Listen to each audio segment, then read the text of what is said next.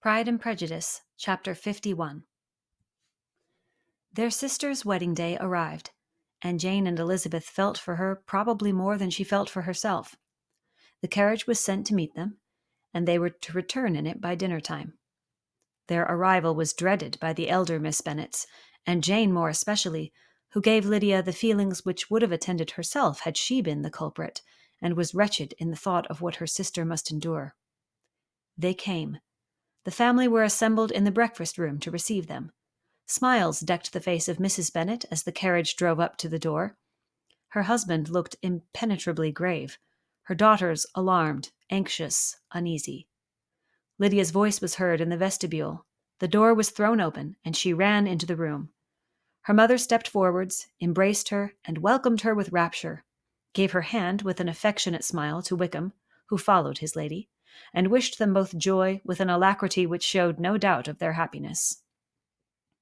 Their reception from Mr. Bennet, to whom they then turned, was not quite so cordial. His countenance rather gained in austerity, and he scarcely opened his lips. The easy assurance of the young couple, indeed, was enough to provoke him. Elizabeth was disgusted, and even Miss Bennet was shocked. Lydia was Lydia still, untamed, unabashed, wild, noisy, and fearless. She turned from sister to sister, demanding their congratulations, and when at length they all sat down, looked eagerly round the room, took notice of some little alteration in it, and observed with a laugh that it was a great while since she had been there. Wickham was not at all more distressed than herself, but his manners were always so pleasing that had his character and his marriage been exactly what they ought, his smiles and his easy address, while he claimed their relationship, would have delighted them all. Elizabeth had not before believed him quite equal to such assurance, but she sat down, resolving within herself to draw no limits in future to the impudence of an impudent man. She blushed, and Jane blushed, but the cheeks of the two who caused their confusion suffered no variation of color. There was no want of discourse. The bride and her mother could neither of them talk fast enough, and Wickham, who happened to sit near Elizabeth, began inquiring after his acquaintance in that neighborhood, with a good-humored ease which she felt very unable to equal in her replies. They seemed each of them to have the happiest memories in the world. Nothing of the past was recollected with pain, and Lydia led voluntarily to subjects which her sisters would not have alluded to for the world. "Only think of its being 3 months," she cried, "since I went away. It seems but a fortnight, I declare. And yet there have been things enough happened in the time. Good gracious! When I went away, I am sure I had no more idea of being married till I came back again, though I thought it would be very good fun if I was." Her father lifted up his eyes. Jane was distressed. Elizabeth looked expressively at Lydia, but she, who never heard nor saw anything of which she chose to be insensible, gaily continued, "Oh, mamma, do the people hereabouts know I am married today? I was afraid they might not, and we overtook William Golding in his curricle, so I was determined he should know it, and so I let down the side glass next to him, and took off my glove, and let my hand just rest upon the window frame, so that he might see the ring, and then I bowed and smiled like anything." Elizabeth could bear it no longer.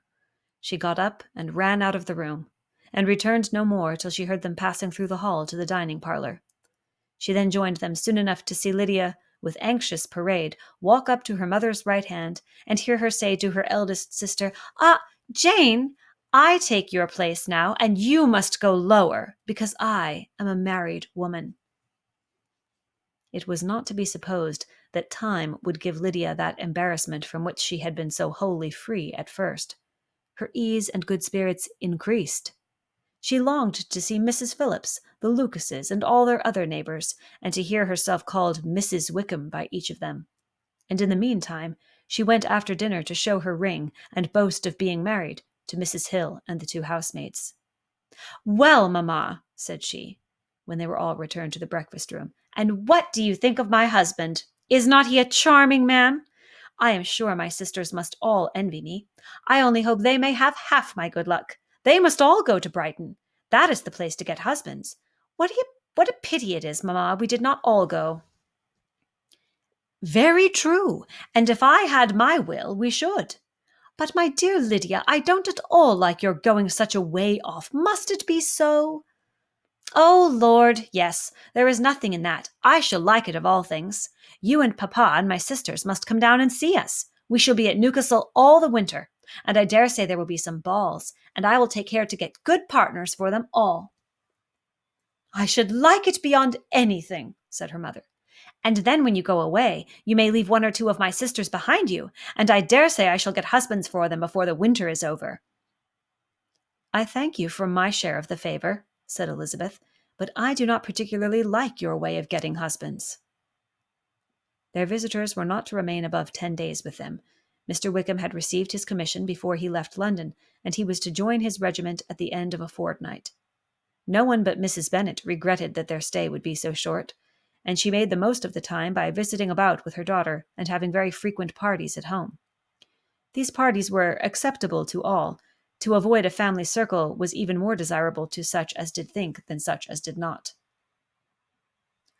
Wickham's affection for Lydia was just what Elizabeth had expected to find it, not equal to Lydia's for him.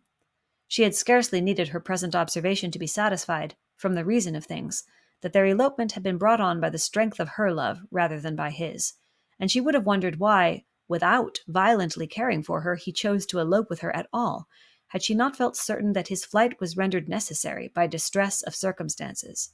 And if that were the case, he was not the young man to resist an opportunity of having a companion.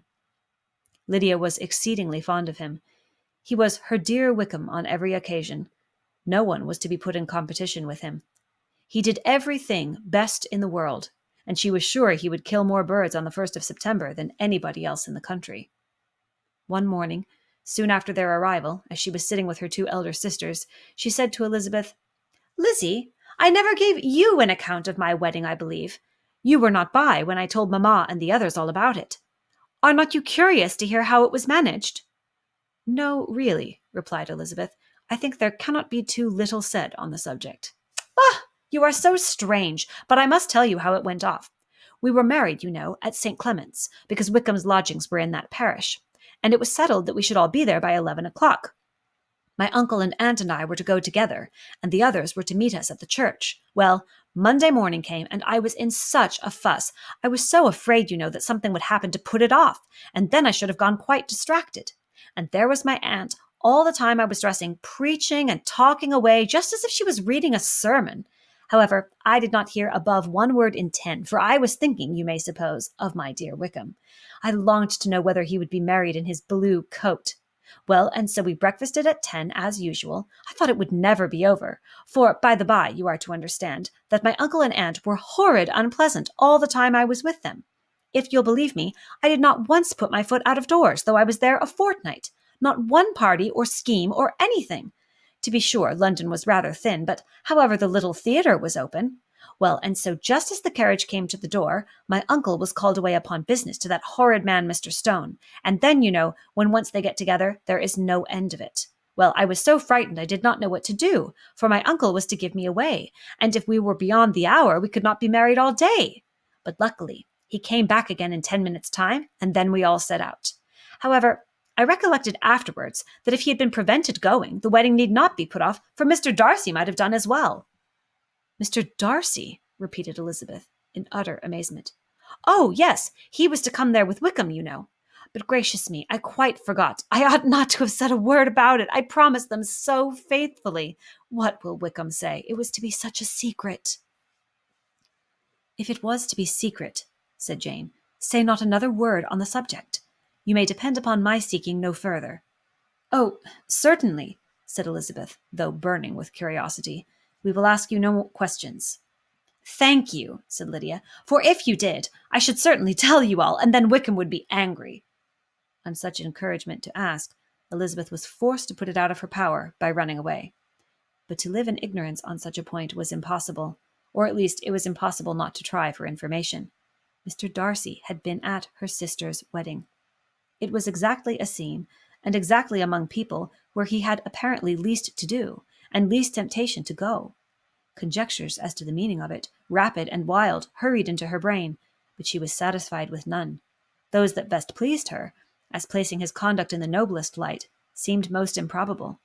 She could not bear such suspense, and hastily seizing a sheet of paper, wrote a short letter to her aunt, to request an explanation of what Lydia had dropped, if it were compatible with the secrecy which had been intended. "You may readily comprehend," she added, "what my curiosity must be to know how a person unconnected with any of us, and, comparatively speaking, a stranger to our family, should have been amongst you at such a time. Pray write instantly, and let me understand it, unless it is, for very cogent reasons, to remain in the secrecy which Lydia seems to think necessary, and then I must endeavour to be satisfied with ignorance. Not that I shall, though," she added to herself as she finished the letter, "and my dear aunt, if you do not tell me in an honourable manner, I shall certainly be reduced to tricks and stratagems to find it out." Jane's delicate sense of honour would not allow her to speak to Elizabeth privately of what Lydia had let fall. Elizabeth was glad of it. Till it appeared whether her inquiries would receive any satisfaction, she had rather be without a confidant.